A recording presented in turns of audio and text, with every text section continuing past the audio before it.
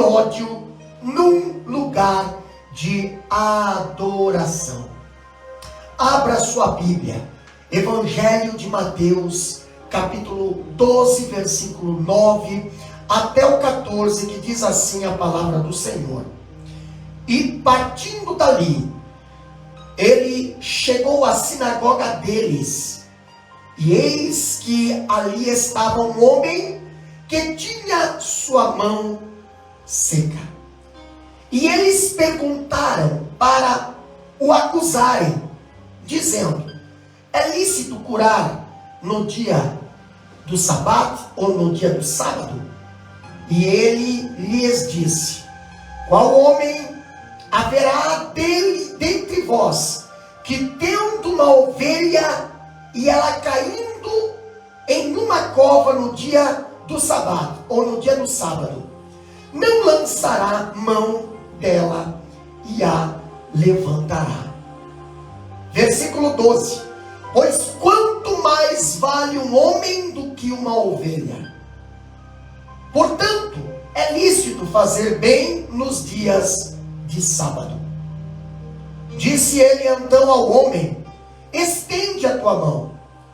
E ele a estendeu, e lhe foi restaurada, sã como a outra. Meus queridos irmãos, quando olhamos para este episódio aqui narrado, esse episódio ele é narrado nos 3 evangelhos sinóticos. Mateus é o mais sucinto na sua narrativa. Já quando olhamos para o evangelho de Lucas, falando desta passagem, lá no capítulo 6, versículo 6, nós observamos que Lucas, ele informa que Jesus entrou ali na sinagoga para ensinar. E que ali estava um homem com a mão direita mirada. Também a Bíblia fala no capítulo 12, versículo 9, que é o Evangelho de Mateus. Aqui o evangelista Mateus, ele fala que também estavam ali, não com o propósito de adorar, mas para buscar uma oportunidade de acusarem Jesus para ser transgressor do sábado. Naquele dia se encontrava na sinagoga Jesus, que iria à sinagoga para ensinar. Estava ali um homem com a mão mirada, ou a mão seca. Quem sabe tinha ido aquele dia, ou alguns dias já estavam indo à espera de um milagre. Mas também a Bíblia diz, meus queridos irmãos, que se encontrava ali na sinagoga os fariseus. E eles não iam para adorar ao Senhor, mas eles iam para buscar oportunidades para acusarem Jesus de transgredir o sábado. E Lucas, o evangelista Lucas, ele informa que entre os fariseus também estavam os escribas. E quando nós olhamos para essa passagem, meus queridos irmãos, acompanhando na sua Bíblia, Mateus capítulo 12, versículo 9 a seguir, esta polêmica acerca do sábado, que até os dias de hoje nós encontramos, estava posta e se constituía no principal ponto de tensão naquele momento. Ali Jesus não se submetia à tradição criada pelos homens para desfigurar o sábado e torná-lo uma ferramenta de opressão. Não. A oposição aqui, que era velada de indireta, agora nós vemos que ele ganha contornos de uma conspiração para matar Jesus. Evangelho de Marcos, capítulo 3, versículo 6, ali a Bíblia diz que os fariseus, eles conspiravam contra Jesus para matá-lo. Mas por que, pastor? Quando nós olhamos o evangelista Mateus, ele dizendo, à medida que Mateus relata a história, nós vemos o conflito entre Jesus e os seus adversários, ali começar a ficar intensamente.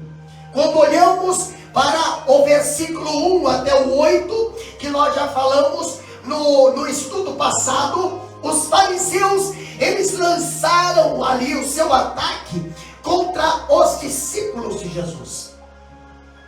E agora no versículo, a partir do versículo 9 até o 14, agora a oposição não é mais contra os discípulos de Jesus, mas a oposição deles agora é interessada diretamente a Jesus. Quando olhamos para a Bíblia a essa altura, esses inimigos de plantão já viam Jesus como inimigo. Eles haviam arrogado a si o poder de perdoar pecados. Eles diziam que Jesus tinha falado que ele tinha poder de perdoar pecados. Também agora eles diziam que Jesus transgredia as regras sabáticas. Capítulo 12, versículo 1 ao 8. E agora Jesus cura o homem que não estava correndo perigo. Mas Jesus cura no sábado. Meus queridos irmãos, agora Jesus está aqui uma situação tensa. Encontramos também um milagre espantoso.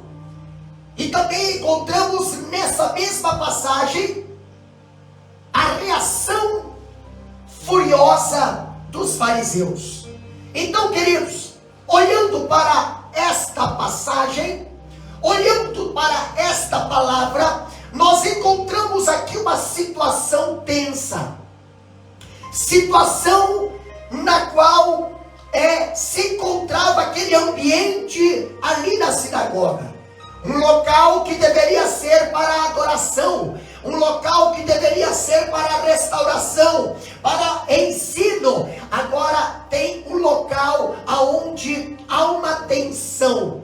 Tensão contra quem? Contra o próprio Jesus. Jesus, meus queridos, ele tinha o hábito de ir às sinagogas aos sábados, onde o povo ali estava, também estava Jesus.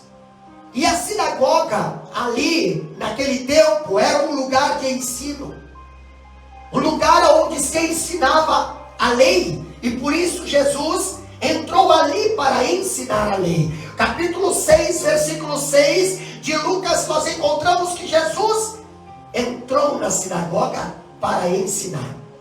Mas ali, a Bíblia diz também que estava um homem com a mão direita ressequida, a mão direita atrofiada, talvez aguardando de Jesus um milagre, ou mesmo plantado ali pelos opositores de Jesus, para ver se Jesus iria operar um milagre naquele dia, naquele sábado. Mas Jesus, ele veio a este mundo para curar, salvar e libertar. Muitas das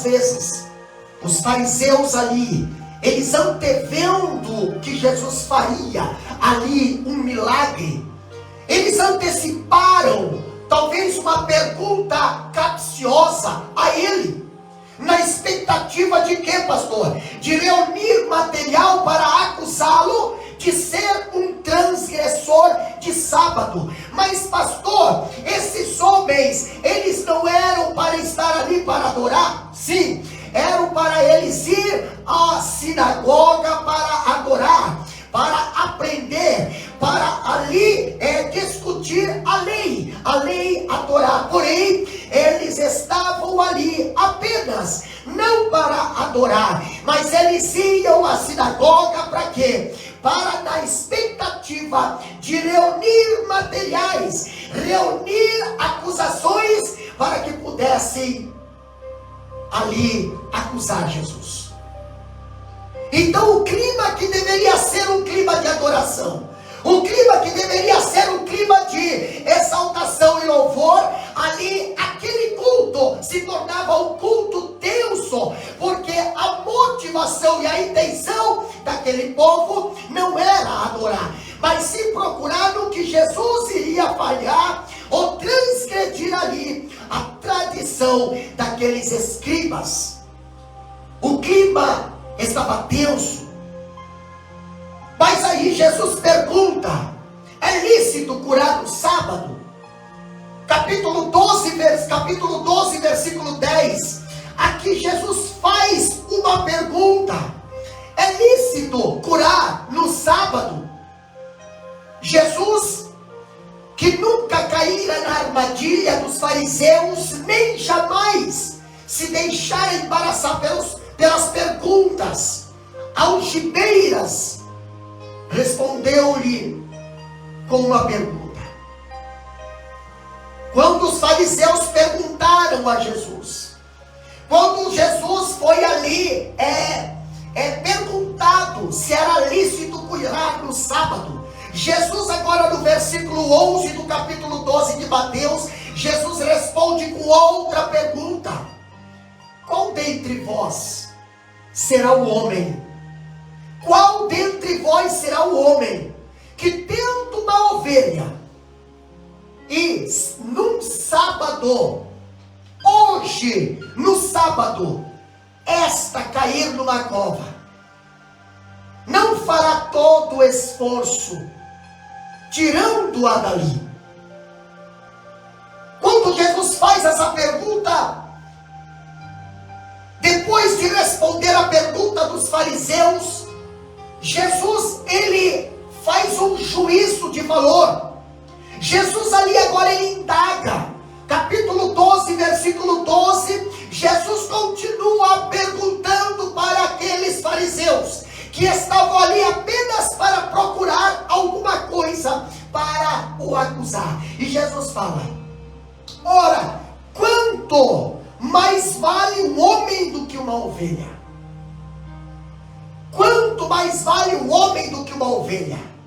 Meus queridos irmãos, aqui nós vemos que arremata fazendo uma afirmação irretocável. Jesus agora, ele fala: é lícito nos sábados fazer o bem, é lícito. Capítulo 12, versículo 12, ali Jesus, ele responde, porque os fariseus, doutores da lei, só sabiam inventar, só sabiam criar dogmas, só sabiam criar tradições e ali, mas não conseguiam fazer aquilo que era para fazer realmente. E Jesus agora, Jesus com a conduta ética e o exercício da misericórdia, nós vemos que elas são sempre mais importantes do que a obediência cerimonial. E aí, quanto vale uma vida para os fariseus? Jesus quis perguntar isso para eles. Jesus perguntou para eles: escuta, esse homem com a mão ressequida tem mais valor do que a ovelha que vocês têm no pasto? Esse homem com a mão ressequida tem mais valor do que os animais? Tem mais valor do que o poder econômico? E quando nós olhamos a palavra de Deus, aqui o evangelista Mateus, ele deixa muito claro para nós que os fariseus, eles davam mais valor aos rituais do que a vida humana. Os fariseus, eles davam mais valor ali à tradição do que a vida humana. Pouco para eles importava a vida humana. Para eles era a tradição. Os fariseus, meus queridos irmãos, eles dão mais valor aos rituais do que a vida humana. capítulo 12, versículo 10 até o 12, nós encontramos na palavra de Deus, aqui dizendo: eis que ali estava um homem que tinha a mão seca, e eles perguntaram para o acusarem, dizendo: é lícito curar no dia de sábado? Tem aqui um homem com problema, um homem com dificuldade, um homem que está doente, e eles vão perguntar para quem? Para Jesus, o Senhor da misericórdia, o Senhor do amor, o Senhor da restauração, aquele que nasceu com o propósito de salvar os que havia perdido. Jesus, ele já havia ensinado, meus queridos irmãos, que o sábado fora criado por causa do homem. Está lá em Marcos capítulo 2, versículo 27, quer ver? Acompanha com nós aí, Marcos capítulo 2, abra a Bíblia aí, Marcos, Evangelho de Marcos, capítulo 2, versículo 27, diz bem assim, ó, olha só: e disse-lhe, o sábado foi feito para o homem, e não o homem para o sábado. E Jesus agora fala no capítulo 12 de Mateus, versículo 8, que ele era o Senhor do sábado. Os fariseus, eles se importavam mais com as suas tradições do que com a vida humana. Os fariseus, eles não viam ali um homem necessitado, não, mas eles viam apenas uma oportunidade de quê? Acusar Jesus como violador de sábado. Era mais importante, meus queridos, para aqueles fariseus, era mais importante para eles proteger as leis do que libertar ali um homem do sofrimento. Quantas pessoas hoje estão mais preocupadas com as leis, estão mais preocupados com o tradicionalismo, estão mais preocupados com dogmas, do que preocupados em libertar, do que preocupados em salvar, em restaurar. Os fariseus, eles tinham esse comportamento. E também é importante nós ressaltarmos aqui, meus queridos irmãos, que o zelo desses fariseus, não era pela palavra de Deus. Não era pela palavra de Deus o zelo que eles tinham pelo sábado, mas pela tradição dos homens. Olha só que interessante, quando nós estudamos a palavra de Deus, aqui nós descobrimos que esses fariseus, eles haviam acrescentado 39 regras do que não se podia fazer no sábado, e entre elas estava o de curar um enfermo. Só o perigo de vida teria servido como exceção. Os fariseus, eles estavam valorizando muito mais os rituais criados pelos rabinos do que a ordem divina de amar, de zelar pelo bem-estar do próximo. Quantos hoje estão preocupados mais com rituais criados por rabinos, por líderes, do que com o bem-estar do próximo, do que com a salvação do próximo? Ali nós vemos que era um dia de sábado, dentro de uma sinagoga, e mesmo sendo dia de Deus, o dia do Senhor, o dia para a santificação, na hora da adoração a Deus, os fariseus, presta bem atenção, meu querido, os fariseus estavam tramando todo o mal contra Jesus. Tramando contra Jesus. O interessante é que o entendimento embotado desses fariseus, ao verem ali Jesus curando um homem no sábado, os fariseus, ao verem Jesus curando, levou-os à conclusão que a autoridade de Jesus não procedia de Deus. Por quê, pastor? Porque Jesus estava curando no sábado, e no sábado, pela lei dos judeus, não a lei de Deus, mas a lei dos rabinos, a lei dos tradicionalistas, a lei dos dogmáticos, não podia se curar no sábado. Então diziam: Jesus não tem autoridade que procede de Deus. E Jesus ali revelou, através daquela ação, que as tradições deles eram ridículas. Jesus ali revelou que aquelas tradições deles ali não estavam servindo para nada, a não ser para servir de jugo, para servir de peso, para servir de escravidão para aquele povo. O povo procurava ali uma palavra de ânimo, mas eles saíam dali pior do que entravam. Deus, meus queridos irmãos, é Deus de pessoas. Deus não é Deus de tradições engenhosas, fabricadas pelo homem, não. O melhor tempo para socorrer alguém é quando esse indivíduo está passando por uma necessidade. Naquela hora você tem que socorrer, seja ali dia do Senhor, ou seja ali dia do homem, seja lá qual for. A Bíblia nos ensina isso. E antes de defender as nossas tradições, os nossos dogmas, precisamos perguntar: elas servem aos propósitos de Deus? Elas revelam o caráter de Deus? Elas ajudam as pessoas a entrar na família de Deus? Ou as mantêm fora dessa relação? Meus queridos irmãos, esses dogmas têm fortes raízes bíblicas. Tradições saudáveis precisam passar por esses testes. Se não tiver esses testes como prioridade, elas são apenas tradições, são apenas leis que vão ali atrapalhar o operar de Jesus.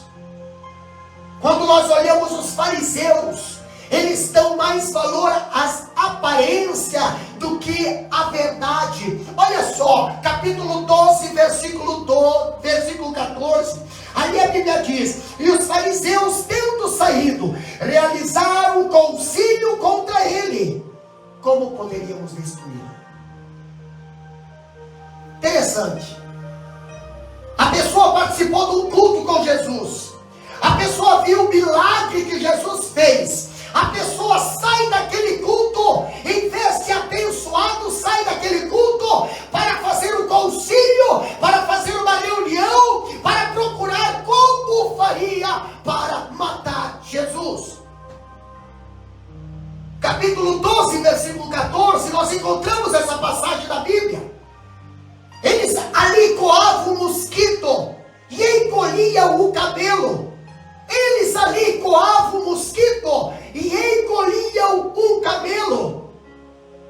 Eles eram mais leais aos seus sistemas religiosos do que ao próprio Deus. Mas, meus queridos, eu faço uma pergunta para vocês. Vocês que estão acompanhando esse estudo bíblico pelo Instagram e também pelo Facebook. O que era pior para aquele povo, para aqueles fariseus? Restaurar a saúde de uma pessoa enferma, ou tramar a morte e alimentar o ódio por uma pessoa inocente? Devia Jesus estar envergonhado por fazer o bem? Devia Jesus estar envergonhado por restaurar a mão daquele homem? Devia Jesus estar envergonhado por restaurar a vida daquele homem? Ou não? E eles não estavam envergonhados em fazer o mal? Quantas pessoas hoje criticam aqueles que fazem o bem, aqueles que falam a verdade, aqueles que pregam a palavra da verdade, da restauração, mas não olham as suas atitudes, atitudes de morte, atitudes de envenenamento, atitudes de complô. Os fariseus faziam isso. Mas a Bíblia nos ensina que nenhum cristão deve hesitar em fazer o bem no dia do Senhor. O exercício, meus queridos irmãos, da misericórdia, a cura do enfermo, o alívio da dor do aflito, deve ser sempre praticada, sem escrúpulo, sem nada que venha dizer: temos fazer o bem no dia do Senhor não é certamente buscar o nosso próprio prazer ou o nosso próprio lucro. Mas olha só o que nós vemos aqui. Para Jesus existe somente uma única questão: o bem precisa ser feito em tempo e fora de tempo. Imediatamente, o meu pai, o meu saudoso pai, ele sempre dizia e pregava: não deixe para amanhã o que você pode fazer hoje, e não deixe para depois o que você pode fazer agora. Faça. Os fariseus, eles deixavam ali aquela tradicionalismo atrapalhar, e muitas das vezes eles perseguiam Jesus por causa disso.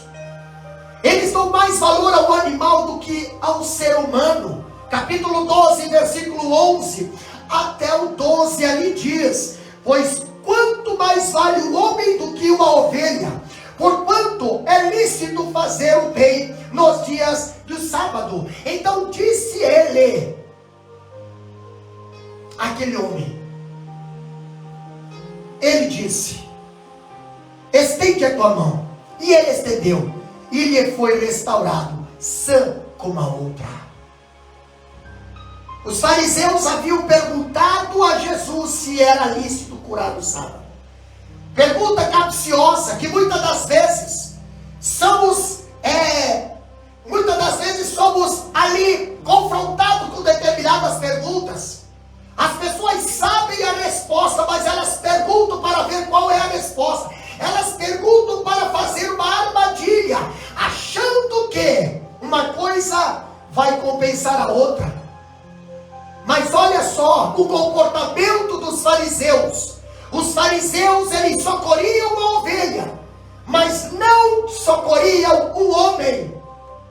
Eles davam mais valor a um animal do que a um homem doente. Essa era a situação de quem estava testando Jesus, de quem ia para a sinagoga não para adorar, mas para ver se Jesus iria errar na lei. Eles tinham mais compaixão de uma ovelha do que de um homem. Eles valorizavam mais os ritos, os animais, o dinheiro, do que o ser humano.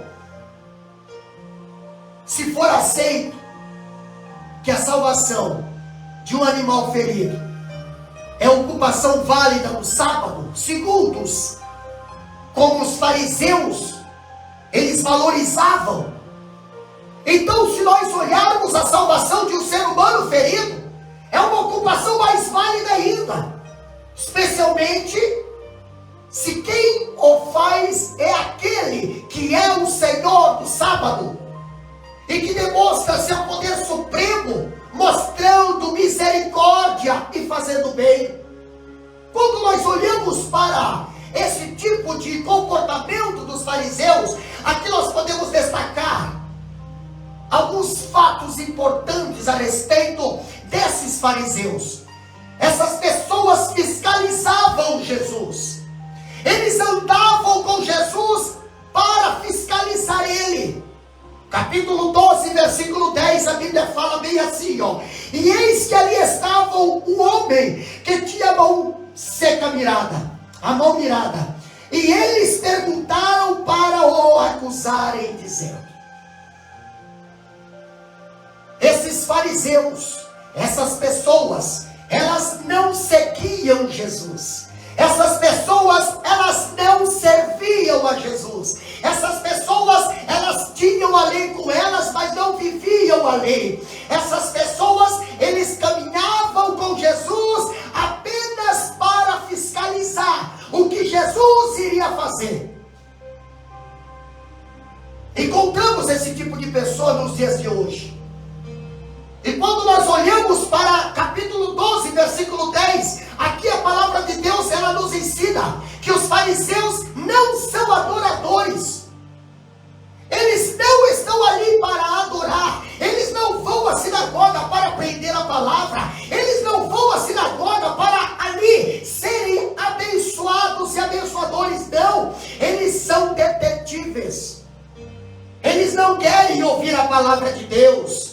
Eles querem impor as ideias deles aos outros. Eles não ouvem o ensino de Jesus, mas censuram o ensino de Jesus. Eles não entram na sinagoga para socorrer os aflitos, não. Mas eles olham para eles apenas como objetos descartáveis. E se alguém ao fazer o bem, eles vão questionar por quê? Porque o ritual, a tradição diz, não pode curar no sábado, não pode fazer dessa maneira. Os fariseus, eles estavam na sinagoga para observar Jesus e ajuntar mais provas contra eles. Eles estavam interessados na acusação e não na cura. Quantos, meus queridos irmãos, hoje agem como o papel de fariseu, não vão à casa do Senhor muitas das vezes para adorar, para ali ser edificados, para ali ser curados, para ali abençoar, não. Eles fazem o papel de detetive. Eles fazem o papel de fariseu, eles fazem perguntas capciosas, eles tentam ali fazer Jesus alienar da lei, mas Jesus, como é todo poderoso, ele não cai porque ele conhece o coração dos malditos fariseus. A Bíblia diz, capítulo 12, versículo 14, que eles se endureceram o seu coração contra Jesus. O que diz a Bíblia, versículo 14? Ali a Bíblia fala que os fariseus, tendo saído, realizaram um concílio contra ele. Como poderia destruí-lo? Ah, pastor, o mesmo sol que amolece a cera, ela endurece o barro. Quando nós vemos aqueles fariseus ali, naquele culto de ensino, ali na sinagoga, Jesus ali trazendo a palavra, curando, e ao serem confrontados por Jesus, em vez de se arrependerem, eles se enchem de furor, saíram da sinagoga para quê? Para conspirarem contra Jesus a fim de tirar-lhe a vida. Conspirarem contra o mestre, conspirarem contra a palavra. Não foram à sinagoga para serem abençoados, para adorar, mas foram à sinagoga para quê? Para fazer conspiração. Depois desse milagre que Jesus curou aquele homem, já entraram em contato com os herodianos, já entraram em contato ali com outros fariseus. Para quê, pastor? Para dizer como é que foi o culto, para dizer como é que foi bênção, para dizer que houve milagre, para dizer que Jesus salvou. Não, Marcos capítulo 3, versículo 6, ali diz, para tramarem a morte de Jesus. Dá uma olhada em Marcos capítulo 3, versículo 6. O que diz a Bíblia ali? Marcos, Evangelho de Marcos capítulo 3, versículo 6 diz bem assim, ó. E os fariseus, saindo dali, tomaram logo conselho com os herodianos contra ele. Como lhes poderiam destruir?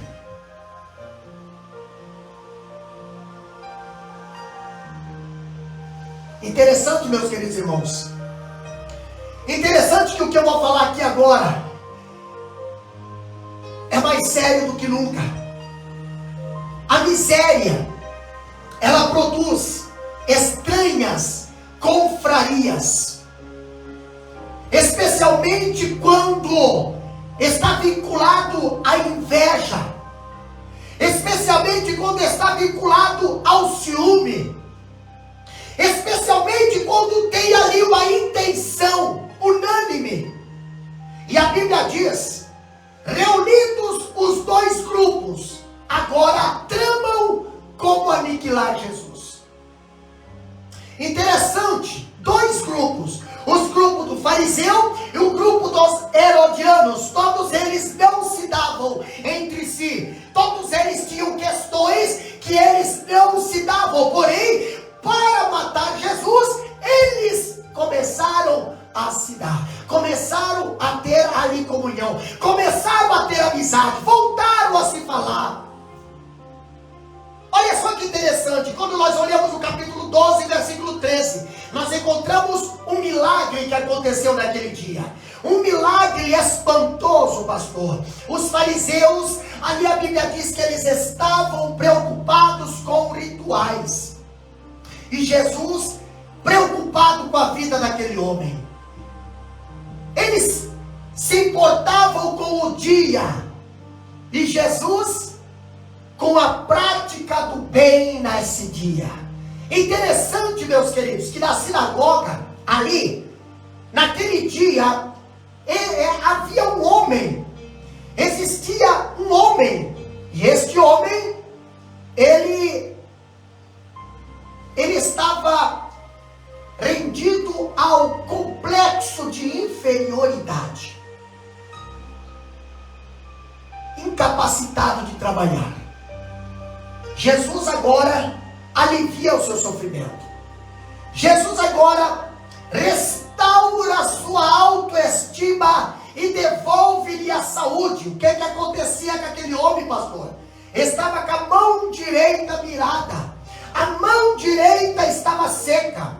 Quem sabe um acidente, quem sabe ali algo aconteceu com aquele homem, na qual antigamente podia trabalhar, antigamente podia abraçar, antigamente podia cumprimentar, e agora não pode mais, a mão secou. Estava incapacitado de fazer algo para a sua vida, quem sabe a sua família, talvez até para a igreja. Mas Jesus viu aquele homem, Jesus viu a situação daquele homem. Não se sabe quantos anos aquele homem estava com aquela mão mirada, mas Jesus não chegou ali e perguntou: olha, hoje eu não vou poder te curar, porque hoje é sábado. Hoje eu não vou poder te curar, porque hoje é culto de tal departamento. Hoje eu não vou poder te curar, porque eu só prego no sábado, porque eu só canto na igreja. Não, Senhor. Jesus chegou naquele dia e falou: hoje eu vou te curar. No campo, Jesus ele baseou a sua defesa nas escrituras do Antigo Testamento, mas na sinagoga ele tomou como base a natureza da lei divina do sábado. Quando nós vemos em Marcos capítulo 2, versículo 27, aqui Deus deu a lei para ajudar as pessoas e não para prejudicá-las. Ali diz a Bíblia que o sábado foi estabelecido por causa do homem. O sábado foi feito para o homem descansar, e não o homem por causa do sábado. Não, meus queridos irmãos, o que os fariseus estavam querendo fazer era o homem ser escravo do sábado. Não, o sábado foi feito para estabelecer, para dar ali um conforto ao homem, e não o homem para servir ao sábado. Quando o homem ali presente, eu vejo que qualquer homem, qualquer pessoa, qualquer um ali salvaria uma ovelha no sábado.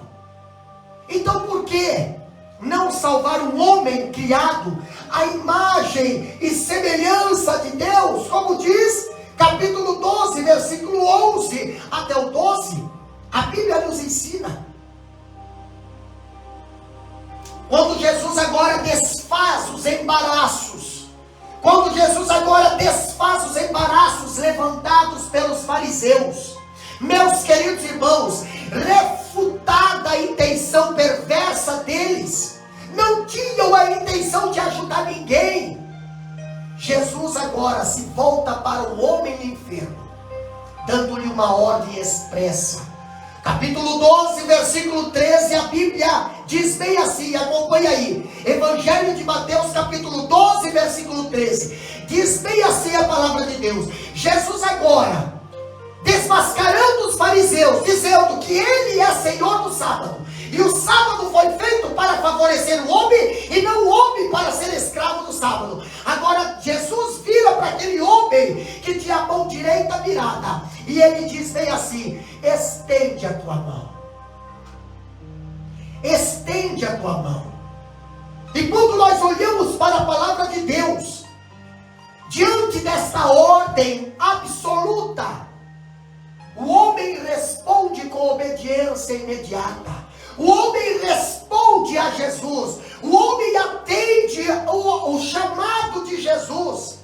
Meus queridos irmãos, se Jesus está falando para você, estende a tua mão, aquilo que você tem problema, estende a Jesus, tu pode ter certeza, haverá milagre na tua vida. Mas o ritualismo, mas os dogmas, mas a tradição, mas esquece isso. Jesus está falando para você, estende a tua mão, não interessa se for sábado, se for segunda, se for terça, se for quarta, se for quinta, estende a tua mão. Aquele homem, ele estendeu a mão para Jesus. Capítulo 12, versículo 13, quando diz assim, Jesus fala, estende a tua mão, e ele a estendeu, e lhe fora restaurada sã como a outra. Uma mão ele tinha sã, mas a outra estava mirada. Uma mão ele tinha sã, mas a outra estava com problema. Uma mão ele tinha boa, mas a outra estava com dificuldade. Aquele homem não conseguia fazer as coisas direito, porque ele tinha algo em imparcialidade, algo com problema. Não estava 100% ali são, mas ele tinha algo que o dificultava. Quando nós olhamos ali, nós destacamos uma deficiência severa, meus queridos irmãos. Uma deficiência severa. Por quê, pastor? Porque esse homem, ele tinha um defeito físico notório. A sua mão destra estava não apenas inativa, ela não estava apenas machucada, mas ela estava seca. Esse homem sofria não apenas fisicamente, mas também ele sofria emocionalmente. Quem sabe andava com a sua mão ali meia camuflada, para que ninguém visse que ele tinha um problema físico. Quantas vezes, por causa de um problema físico, muitas das vezes as pessoas, elas rejeitam, elas fazem ali, mas Jesus, ele não te despreza por causa do teu problema. Aquele homem, o seu problema era uma causa perdida para a medicina. Já tinha secado. Se fosse nos dias de hoje, se fosse em nossos dias, aquele homem já teria sido amputado a sua mão. Por quê? Porque não tinha mais o que fazer. Não tinha mais medicina que eu pudesse restaurar a sua mão. Porém, o que os médicos dos médicos aqui na terra não conseguem fazer, Jesus consegue. Seu problema era uma causa perdida, um problema insolúvel para os homens. O melhor que ele tinha estava seco e mirado. A mão que talvez ele mais precisava estava inativa. A mão que talvez ele mais precisava para trabalhar não podia, porque estava inativa. Quem sabe você que está me ouvindo nesse momento, você que está aí do outro lado da tela nesse momento, aquilo que mais você gostaria que tivesse bom está inativo nesse momento, na tua vida conjugal, na tua família, na tua saúde. Aquilo que mais você desejaria que estivesse são nesse momento está inativo, está seco, está doente. Você não pode contar com isso.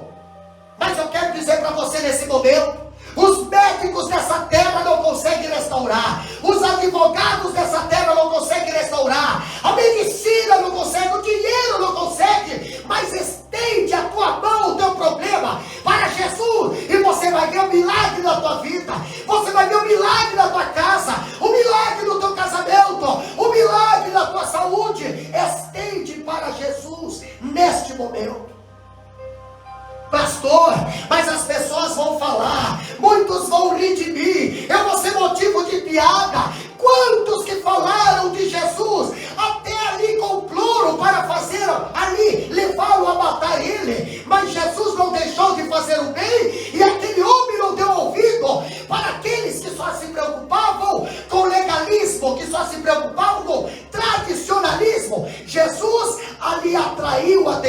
aquele homem, e aquele homem teve fé, estendeu o seu problema para Jesus, e Jesus curou imediatamente.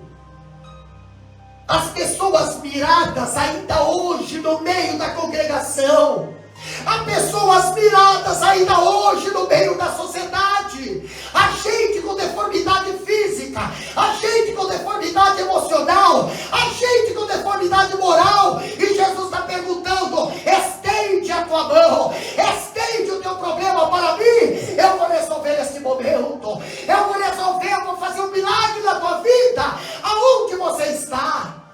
Aleluia, louvado seja o nome do Senhor.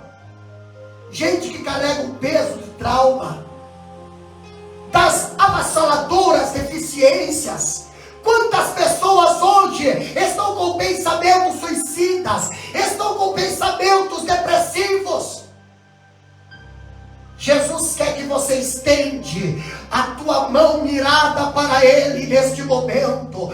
Você que está aí depressivo, você que está aí do outro lado, você que está aí dizendo: não tem mais restauração, não tem mais reconstrução, não tem mais... Jesus está dizendo: estende a tua mão neste momento. Eu quero curar, eu quero libertar, eu quero restaurar, eu quero te levantar, eu quero te fazer sorrir como você sorria antes, eu quero te fazer ser feliz como você era feliz antes, ter paz como você tinha antes. Estende a tua mão nesse momento. Jesus está te chamando, Jesus está te falando. Não tenha vergonha. Quando aquele homem estendeu a mão para Jesus, nós vemos ali no versículo 13 do capítulo 12 de Mateus, nós vemos uma cura extraordinária. Pastor, uma cura extraordinária, sim, está lá na Bíblia.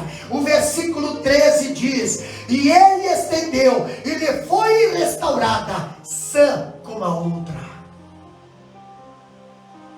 Quem sabe o teu casamento, outrora era feliz, outrora tinha comunhão, outrora tinha diálogo, outrora você sentava na mesa, conversava com teus filhos, outrora você tinha harmonia, e hoje está seco. Hoje secou o tempo, secou a harmonia, secou a fidelidade, secou tudo. Eu quero dizer para você: Deus pode restaurar a tua vida como era antes. Uma cura extraordinária. Compartilhe essa live. Alguém precisa ouvir essa palavra. Alguém precisa ser alcançado com esta palavra neste momento. E você precisa compartilhar. Você precisa nos ajudar. Não seja um legalista como os fariseus. Não seja um hipócrita em achar que só você precisa. Não. Alguém precisa que você leve essa palavra. Precisamos falar, precisamos fazer, precisamos ensinar e precisamos agir também. Jesus não apenas ensinava a palavra de Deus na sinagoga, ele também socorria os aflitos. Jesus curou o homem da mão ressequida, ainda que isso tenha despertado fúria dos fariseus contra ele, mas ele não deixou de fazer o bem. Ainda que naquela sinagoga tinha pessoas que só iam para procurar, vendo que Jesus iria fazer errado, Jesus não deixou de fazer a sua missão. Quantas pessoas hoje têm deixado de fazer o ID, tem deixado de pregar a palavra da verdade, tem deixado de ser o exemplo, tem deixado de ser um verdadeiro cristão? Por quê? Porque A, B e C não gosta, C, D e E também não concorda. Jesus foi ali, as pessoas estavam ali pensando, estavam se reunindo para procurar a sua morte, e mesmo assim Jesus não deixou de fazer o bem. Jesus dá a esse homem 3 ordens para sarar seus traumas emocionais, para sarar e curar a sua enfermidade. A primeira ordem que Jesus dá ali Está no Lucas capítulo 6, versículo 8. Abre a Bíblia ali. Lucas capítulo 6, versículo 8. Olha só o que a Bíblia fala. 6 e 8 diz: mas ele conhecia os seus pensamentos e disse ao homem que tinha a mão atrofiada: levanta-te. Oh pastor, oh pastor, como é bom nós ouvirmos a palavra de Jesus ao nosso encontro dizendo: levanta-te. Como é bom, muitas das vezes, no meio da situação que estamos vivendo, muitas pessoas não estão nem preocupadas com o problema que estamos passando, não estão nem aí com as mãos miradas em nossas vidas, mas Jesus olha para você. Jesus não vai na sinagoga para ver defeito, Jesus vai na sinagoga para restaurar vidas. Aleluia! Jesus vai nas sinagogas para quebrar paradigmas, para mudar vidas, para trazer alegria, para levantar aqueles que estão no chão com problemas. Jesus fala para aquele homem: levanta-te. E Jesus está falando para você nesse momento, aonde você estiver, aí do outro lado dessa tela, desse rádio, dessa TV, sei lá qual é o aparelho que você está ouvindo. Jesus está falando para você agora: levanta-te, levanta-te dessa sequidão, levanta-te dessa tristeza, levanta-te desse desânimo. Deus quer te ver de pé. Os nossos adversários querem nos ver no chão, querem nos ver prostrado, querem nos ver seco, querem nos ver abatido, mas Jesus fala: levanta-te, põe-te de pé, levanta-te, porque o inimigo quer te ver no chão, mas eu estou te colocando de pé neste momento. Levanta-te da onde você está. Antes de ser curado, esse homem precisava admitir publicamente a sua deficiência. Quer que Deus mude a tua vida, meu querido irmão? Quer que Deus mude a tua vida, minha querida irmã? Você quer que Deus faça um milagre na tua vida? Reconheça a situação que você está nesse momento. Reconheça a situação que você se encontra nesse momento e muda ela. Levanta-te. Talvez esse homem ali vivesse se escondendo, cheio de complexo. Talvez muitas pessoas nem sabiam que aquele homem tinha problemas na mão. Mas Jesus quer que ele assuma que é e quem é. Jesus quer que ele reconheça. Jesus quer que ele admita.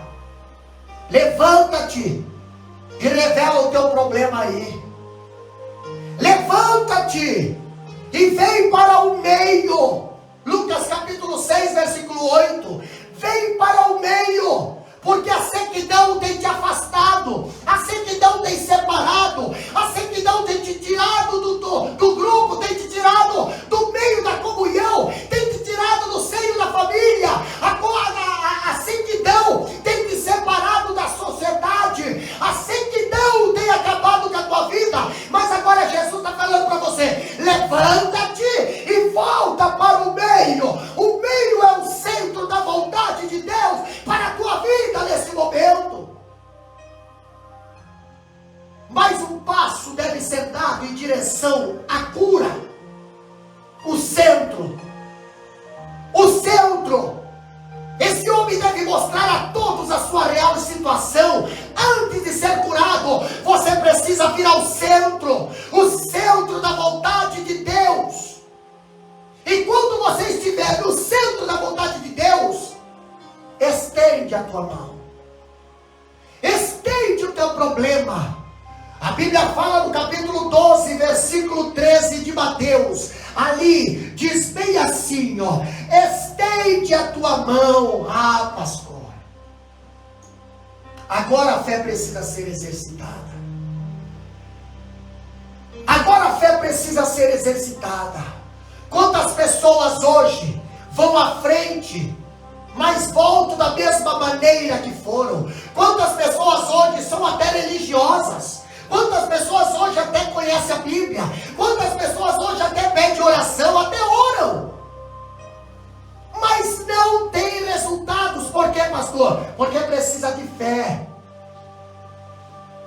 Aquele homem agora, Jesus provocou ele a fazer uma atitude que só fé, só tendo fé, iria fazer. Aquele homem, Jesus pede para ele: estende a tua mão. Estende a tua mão. Quer dizer o quê? Revela o teu problema para mim. Tem pessoas hoje, meus queridos irmãos, que têm revelado seus problemas para Deus e todo mundo.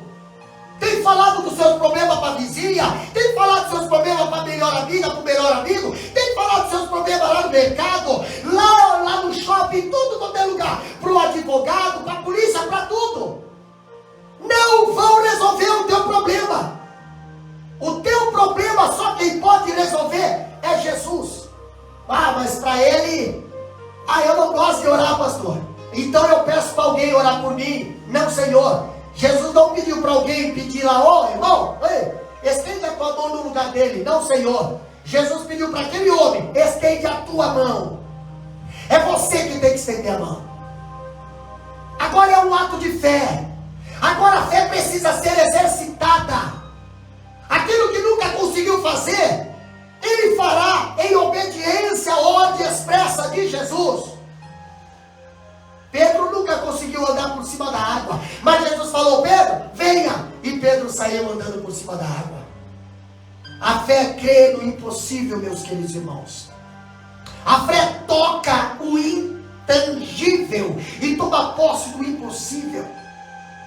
Capítulo 12, versículo 13 de Mateus.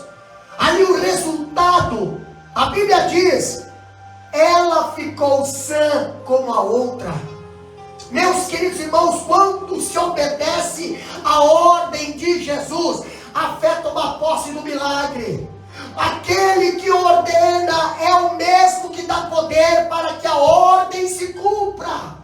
Quem está falando para você estender a mão é Jesus. Quem está falando para você revelar o problema hoje é Jesus. Quando Deus ordena, Ele também capacita. São oportunas aqui as palavras, quando diz: Jesus nos ensina a não capitular diante do mal em nenhuma circunstância, mas partir para o ataque com a força do alto, com a ajuda do poder divino.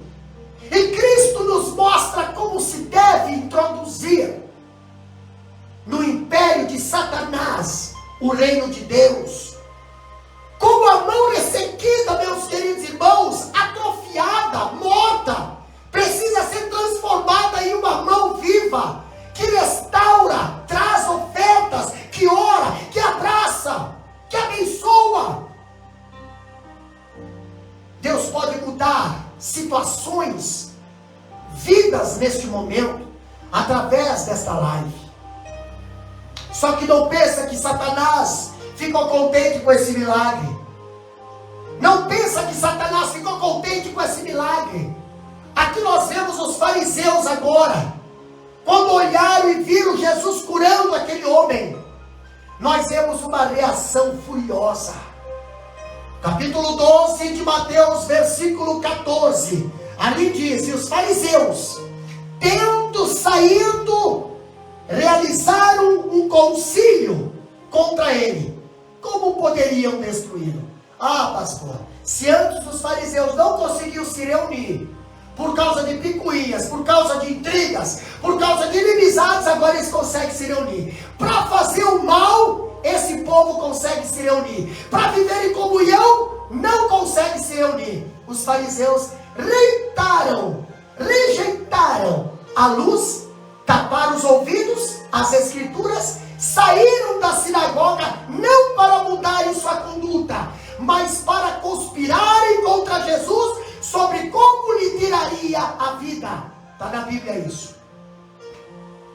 E quantas vezes nós encontramos nos dias de hoje o mesmo comportamento, a mesma situação? Então, já que eles não podiam silenciar Jesus, já que não podiam fazer Jesus ficar quieto, fazer Jesus parar de curar no sábado. Resolveram fazer o quê? Matar Jesus. A cegueira, meus queridos, espiritual deles era tanta que acusaram Jesus de quebrar o sábado por fazer o bem. Olha só. Mas eles não viam como transgressores do sábado, eles mesmos tramando de fazer o mal contra Jesus. Então, quando olhamos para a palavra de Deus, no Evangelho de Mateus, capítulo 12, nós vemos que esses espiões da fé, eles só conseguem olhar para os outros e não para si mesmo. Eles transformam a verdade em mentira e atacam aqueles que não se enquadram em sua míope cosmovisão.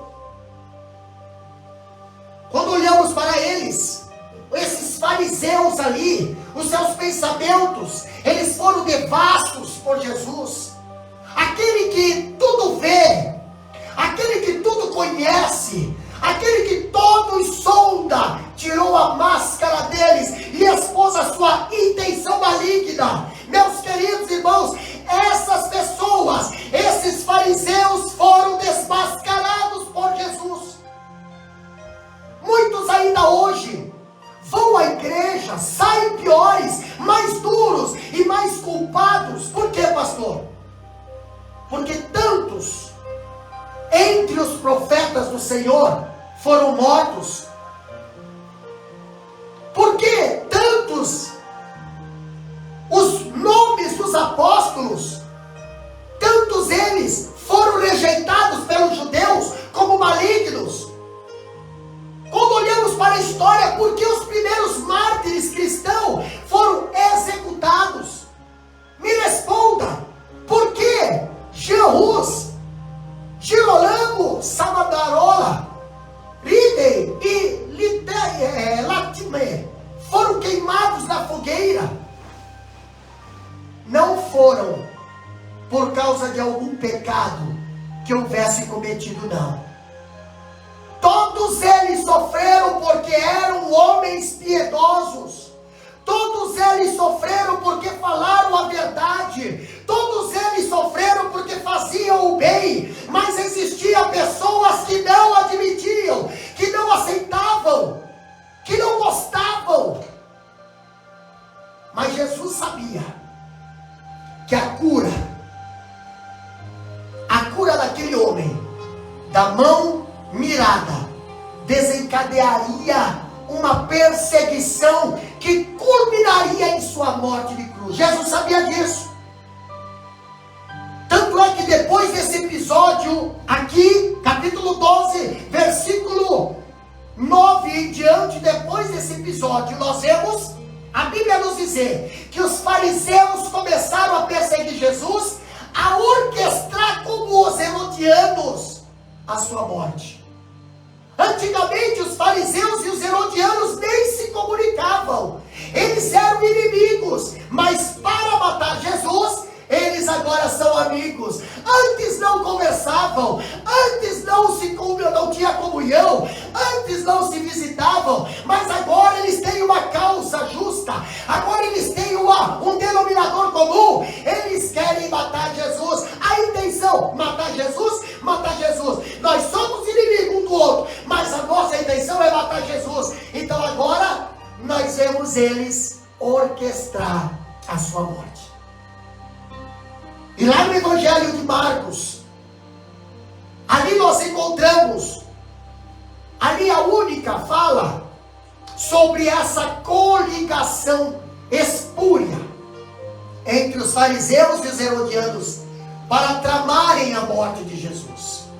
Os herodianos, quem era, pastor? Os herodianos eram uma radical partido político judeu que esperava a restauração da linhagem de Herodes o Grande ao trono. Eles apoiavam o domínio de Roma sobre a Palestina. E ali eles estavam em direto, entendeu? Em direto conflito com os líderes judeus. Por quê, pastor? Olha só que interessante. Olha só que interessante. Os fariseus e os herodianos não tinham até Jesus ameaçá-los. Jesus ameaçou a autoridade dos fariseus sobre o povo e ameaçou os herodianos ao anunciar o seu reino eterno. Os herodianos esperavam a restauração do trono de Herodes. Agora aparece Jesus dizendo: o meu reino, o reino dos judeus. Pastor, as facções inimigas entre os judeus foram esquecidas momentaneamente de suas rivalidades, unidas por seu ódio ao Senhor. Foi o inimigo comum, Jesus, que uniu esses dois grupos rivais, os herodianos e os fariseus. E aquela foi uma estranha colisão entre os falsos santos e os sacrilegos. Tramar a morte de Jesus no sábado não era visto por eles como violação do sábado, mas curar um pobre, uma pobre pessoa doente, era. A cegueira deles era terrível.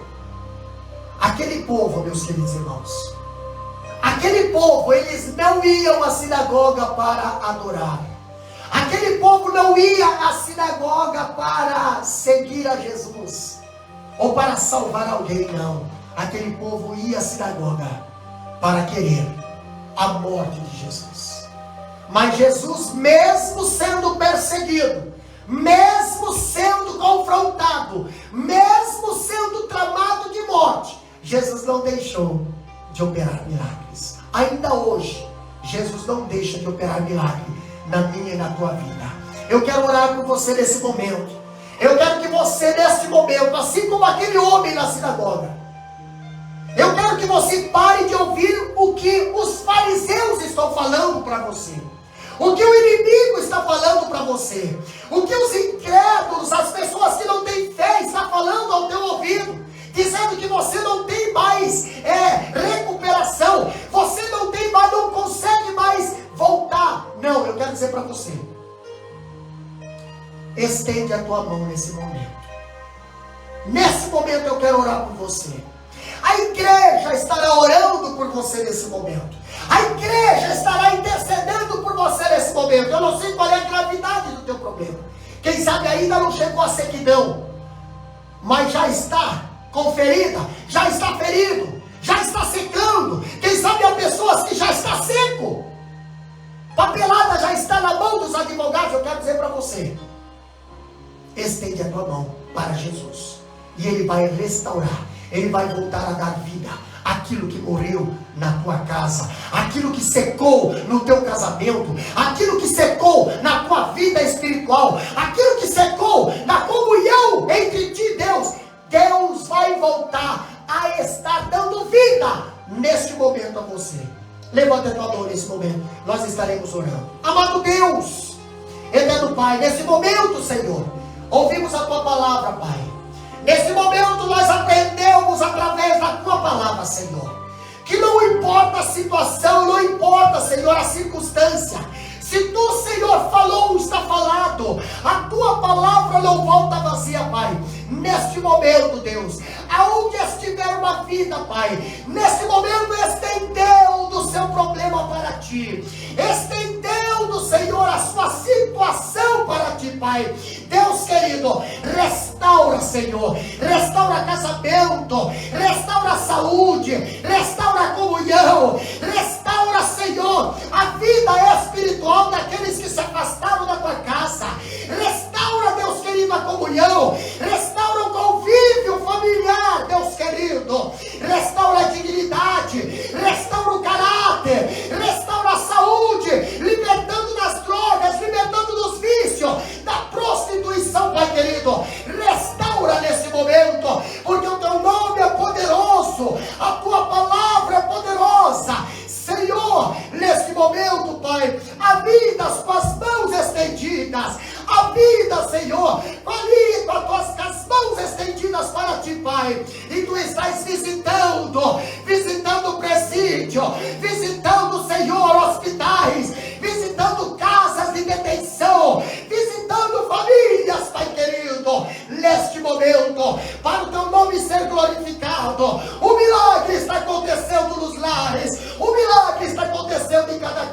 Senhor, em cada vida nesse momento. Traz de volta, Senhor, aquela pessoa que se afastou da tua casa. Restaura, Senhor, a aliança. Restaura, Senhor, tudo aquilo que perdeu. Abençoa, Pai.